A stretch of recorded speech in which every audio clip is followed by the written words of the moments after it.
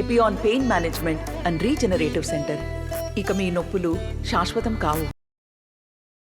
ఈరోజు నగిరిలో ఆర్కే రోజా గారి నామినేషన్ కార్యక్రమానికి హాజరు కావడం నిజంగానే చాలా సంతోషంగా ఉంది. వేల మంది జనాల సమక్షంలో భారీ ర్యాలీతో నామినేషన్ వేయడం నిజంగానే ఆర్కే రోజా గారు వైఎస్ఆర్ కాంగ్రెస్ పార్టీలో one of the important leader. గడిచిన 10 సంవత్సరాలు 13 సంవత్సరాలుగా వైఎస్ఆర్ కాంగ్రెస్ పార్టీ ఏర్పడినప్పటి నుంచి కూడా కష్టాలలో ఇబ్బందులలో కూడా పార్టీ వెంట నడిచిన అతి తక్కువ మందిలో ఆర్కే రోజా గారు ఒకరు. అటువంటి ఆర్కే రోజా గారు ఈరోజు నామినేషన్ వేయడం, ఆర్కే రోజా గారికి అంతా మంచి జరగాలని, మంచి విజయం అందించాలని చెప్పి వారికి మద్దతుగా ఈరోజు నగిరికి రావడం జరిగింది.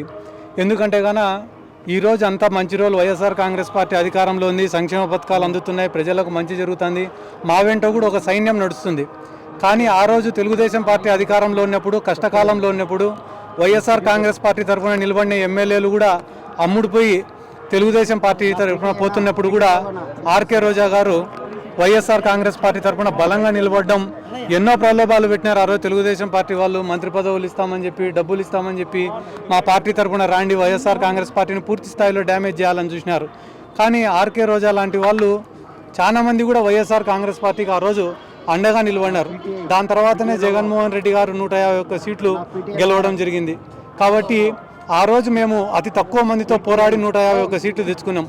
కానీ ఈరోజు వైఎస్ఆర్ కాంగ్రెస్ పార్టీ అధికారంలోకి వచ్చిన తర్వాత ఎన్నో వ్యవస్థలు ఏర్పడినాయి. ఒక పక్క వాలంటీర్ వ్యవస్థ కావచ్చు, సచివాలయ వ్యవస్థ కావచ్చు, సంక్షేమ పథకాలు కావచ్చు, ప్రతి గడపకు మేలు జరగడం కావచ్చు.